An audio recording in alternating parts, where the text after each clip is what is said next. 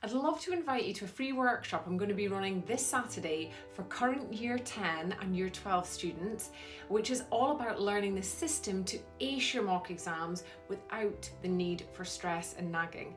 Now, of course, end of year exams really important for Year 10s because they will often drive what sets they are in and whether they sit higher a foundation paper in Year 11. And for Year 12s, they form a large part, if not the only part, of their predicted grades that will go on their UCAS statements to help them get into university. So on Saturday, we're going to cover three things. We're going to cover how do we build, firstly, skills. How do we build evidence-based study skills that actually work and stop doing the popular techniques that don't, so that we can really optimize for the exam. The second thing we'll be thinking about is will. How do we get motivated to put in the effort necessary? And lastly, we'll be talking about belief. How do we build our confidence alongside our grades so that we absolutely ace these exams? I'd love to see you there. Click the link to sign up.